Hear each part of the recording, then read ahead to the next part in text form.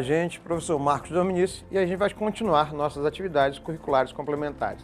Antes de qualquer coisa, né, corre lá na plataforma Gonçalves Dias, corre lá no YouTube, que a gente está com muito material para vocês, e mais ainda, segue a gente no Instagram, tem muita dica, mas este material que a gente vai falar hoje dos povos originários do Brasil.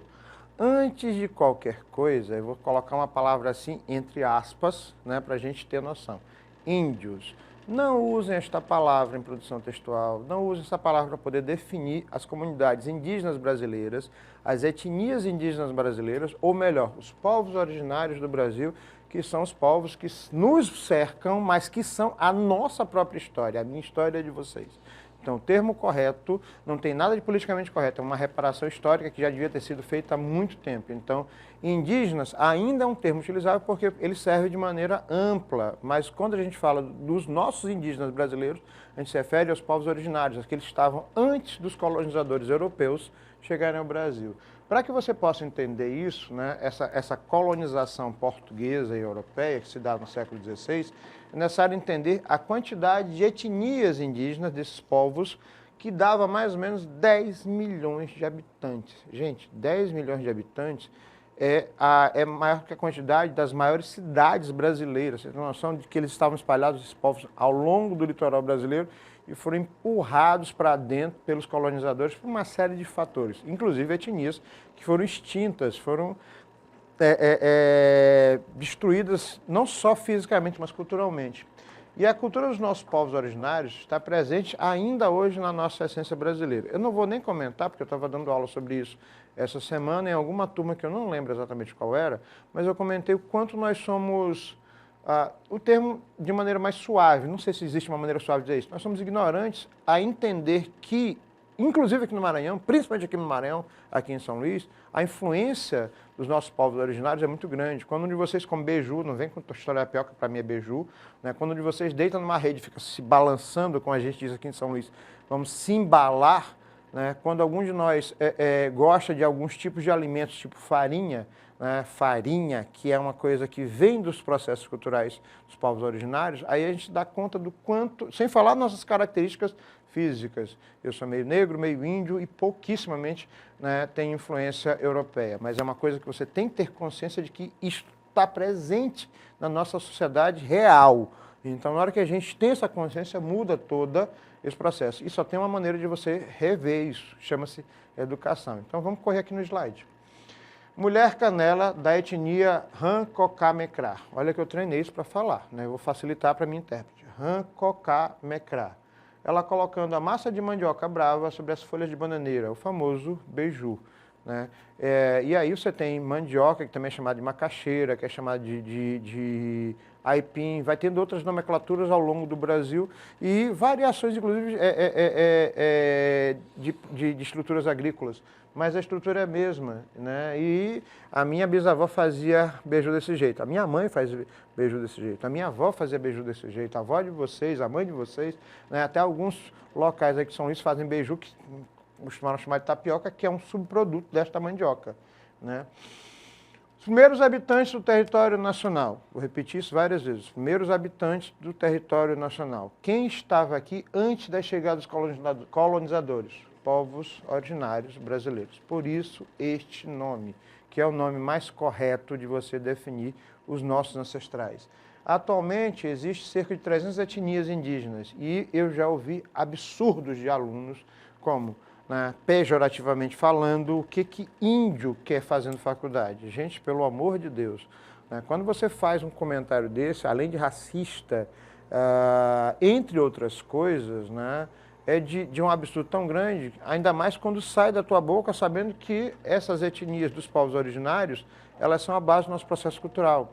Então, eu já vi também perfis em redes sociais, até de próprias pessoas que se autodenominam de etnias indígenas. Isso tem que ter uma questão também social, de você se compreender. Não adianta só dizer que você tem traços indígenas e você não se sentir, ou não entender, ou não respeitar, ou não administrar esta herança cultural, que, diga-se de passagem, é muito rica que nós temos, né?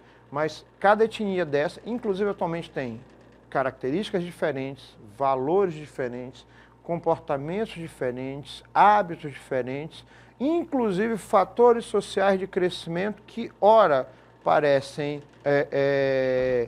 mais ligados aos povos originários, aos valores culturais mais históricos, e, ora, estão encaixados socialmente no que algumas pessoas chamam de civilidade, né? Eu sou meio pensativo sobre esse conceito. Será que nós realmente somos civilizados?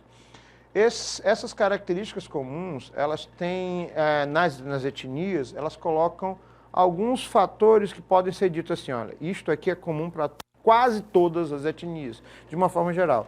Não dá para a gente dizer o que é arte dos povos originários. Por quê? Porque cada etnia tem sua característica própria. Uma outra coisa interessante sobre o conceito da arte em si. Você não tem um objeto feito de arte. O conceito da arte do objeto em si não existe nas comunidades dos povos originários, nas etnias dos povos originários. O que existe é a linguagem dos objetos, a função desse objeto, que na maioria das vezes é uma mistura do utilitário com a beleza. São dois aspectos que têm que ser levados em consideração. O objeto indígena, ele é ao mesmo tempo utilitário, mas ele tem um valor estético peculiar daquela etnia. E aí essas peculiaridades é que vão definindo cada estrutura, certo? Quando dizemos que um objeto indígena tem qualidades artísticas, a gente não está lidando com um artista indígena, certo? A gente está falando do objeto como uma representação da população. Então, esses povos originários, eles têm objetos artísticos que são carregados de simbologias, mas não é um objeto em si, não é um vaso, são os vasos. Não é um trançado, são os trançados.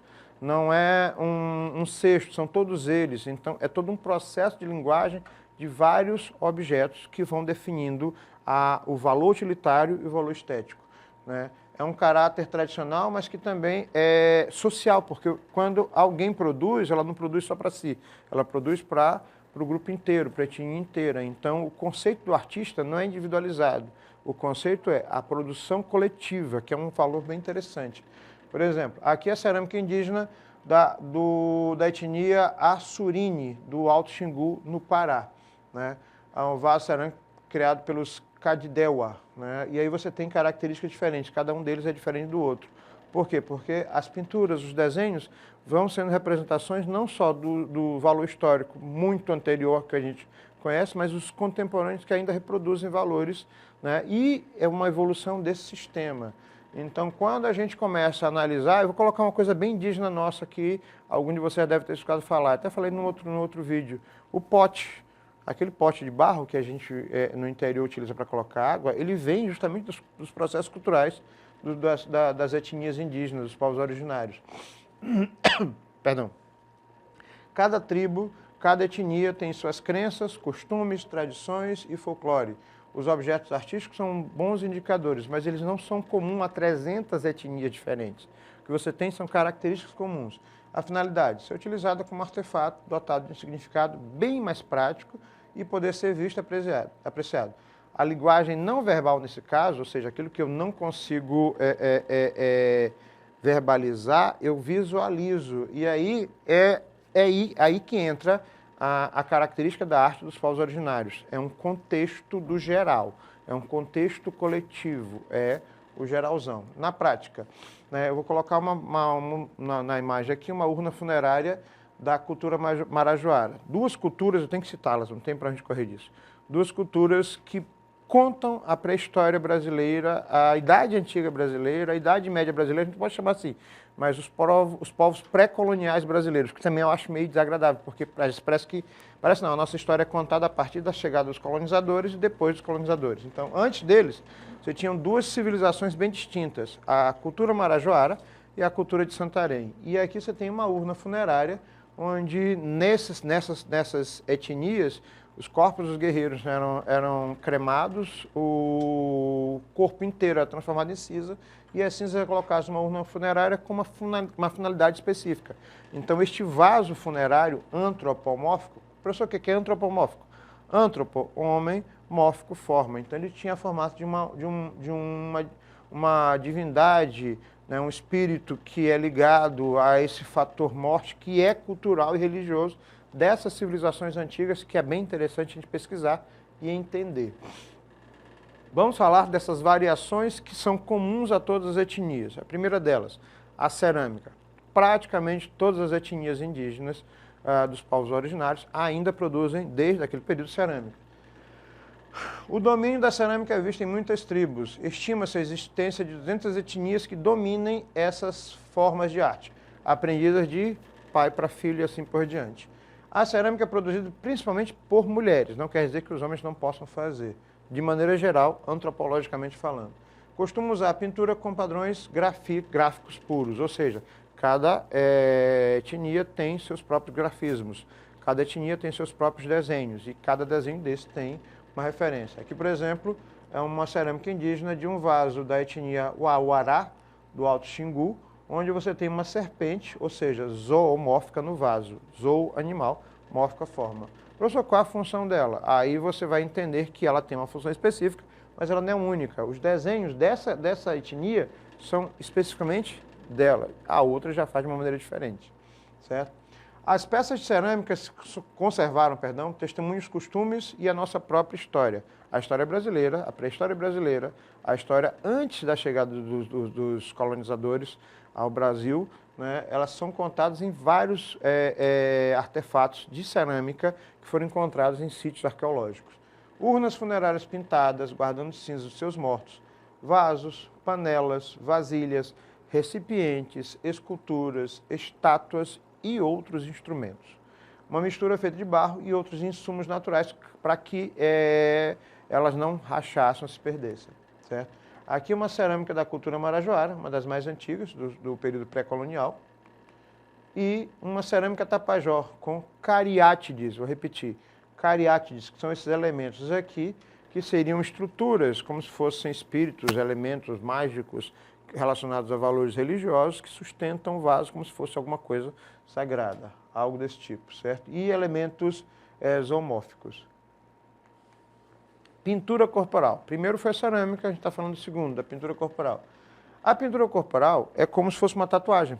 A pintura corporal é como se fosse um desenho aplicado ao corpo, é como se fosse a maquiagem que alguns de vocês usam, né? Ela tem extrema representatividade e busca um valor estético, acima de tudo, mas também a transmissão de valores culturais étnicos, ou seja, a maioria das pinturas pode ser vista como um valor estético. A minha etnia utiliza isso porque a gente acha bonito, basicamente. Mas é o jeito que nós utilizamos. Então, representa a minha cultura, o meu padrão. Então, você não pode questionar se você não entende culturalmente o que está sendo feito. A única coisa que eu sempre digo para os meninos, que é máxima, não achem nada. Pesquisem sobre para você entender a motivação disso. Usada em certos rituais, algumas delas, celebrações, e varia de acordo com as ocasiões, gêneros e idades. Uma dessas pinturas corporais é patrimônio cultural da humanidade, de uma etnia do Amapá, que não me vem agora o nome desse grupo especificamente. As pinturas em grupo indicam grupos sociais ou a função de cada indivíduo. Aqui, ó, que eu falei para vocês, caiapós, certo? Para algumas cerimônias específicas dessa etnia, né? E aí essas pinturas dos caiapós do Amapá, acredito que são elas no caso, elas são patrimônio imaterial da humanidade. Cada etnia indígena possui um tipo específico de pintura que identifica essas características dessa etnia, desses povos originários. Normalmente as mulheres pintam os corpos, desenhos têm valor simbólico, retratam ou um momento ou um sentimento. Aí você pode perguntar, mas o que isso tem a ver com a gente? Bom, eu tenho tatuagem porque ela representa uma coisa importante na minha vida. Não é só um desenho aleatório, ela tem uma significação, ou seja, um momento ou um sentimento.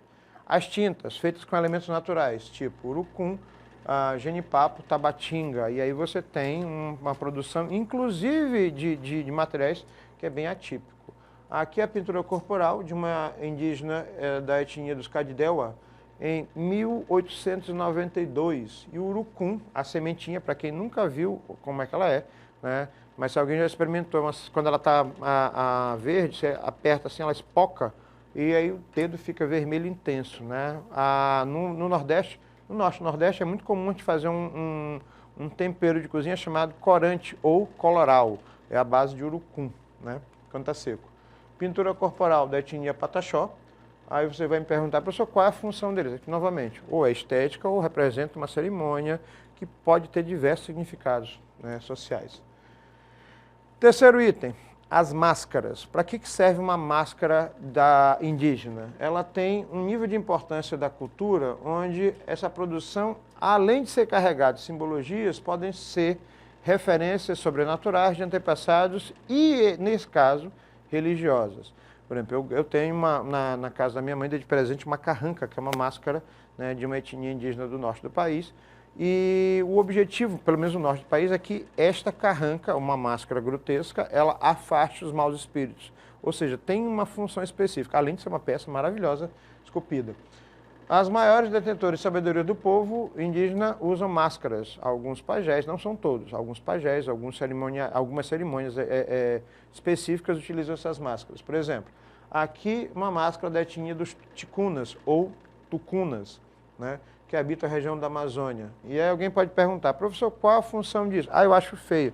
Quando você diz acho feio, você está comparando com um valor estético que é completamente diferente do seu. Ela tem um valor estético para a etnia indígena, que é muito importante, mas também tem um valor sobrenatural, religioso, entre outras coisas.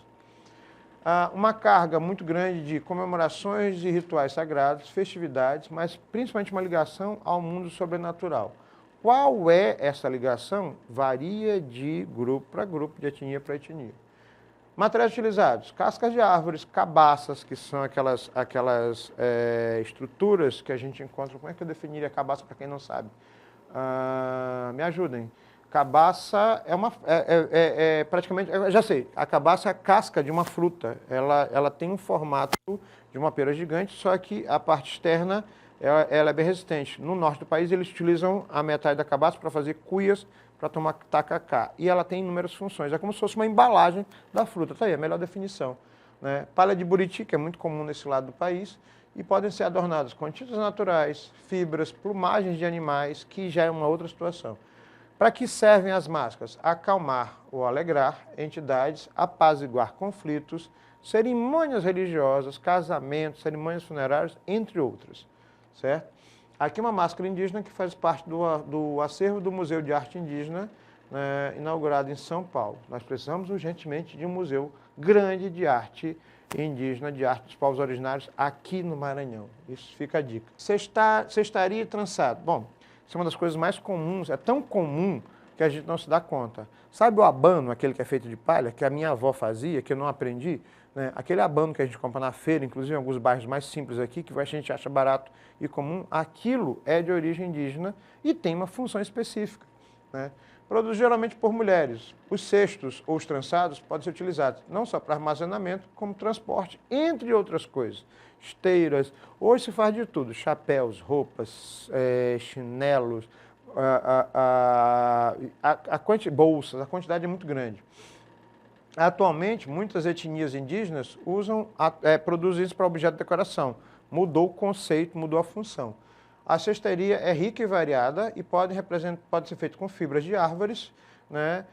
Mas também pode ter uma função religiosa, representar antepassados. Por exemplo, quando você vê um desenho desse aqui na cestaria indígena, aí você percebe o trabalho delicado em você pegar fibras, tinturar essas fibras e criar desenhos geométricos a partir delas. Né? Cestos coadores, cestos tamizes, cestos recipientes, cargueiros, né? Abanos, esteiras, redes, que a gente costuma usar muito, fazem parte desse processo. Isso aqui é um cesto da etnia tariana, na margem do rio Uauapés. Né? As vestes cerimoniais cestarias e a fibra do buriti, e o próprio buriti é a fruta para a gente entender de onde sai essa produção todinha. A arte plumária é a última. Né? Aqui no Maranhão tem o Bumeu Boi. E no Bumeu Boi você tem índias e índios, ou indígenas, né, de gêneros diferentes. Essa arte plumária, ela tem uma função específica inicial, que é decorativa, é estética. Mas ela está literalmente ligada a uma série de outras situações, inclusive religiosas, funerárias. No caso dos líderes de etnias indígenas, de tribos, os cocás, né, eles são maiores. Ou quanto maior a pena, mais expressivo for, mais é importante a pessoa. Então, há um processo de tingimento, há um processo de amarração, mas, além de tudo, ele é estético. Aqui alguns exemplos de plumas e penas em cocares das etnias Urubu, Caapor. Né? Cada um deles, quanto maior o tamanho, mais importante é a pessoa que vai usar essas estruturas. Né? a maior parte dessa produção é feita por homens e os significados vão determinando marcações de gênero, de idade, filiação e posição social, principalmente nas tribos e etnias. Cocares maiores e mais bem adornados são caciques e os chefes mais antigos ou os membros mais antigos e mais experientes dessa tribo, né? Aqui um diadema radial da etnia tucano e o capacete palicur, né? O que eu vou dizer para vocês? Acessem o plano de estudo que a gente tem aí na plataforma para maiores informações. Corre lá nas nossas redes sociais, no Instagram, plataforma Gonçalves Dias, e no YouTube isso aqui está lá com muito mais material para vocês. Professor Marco Dominici, professor de arte. Gente, um abraço. Corre lá, não perde não. Fui.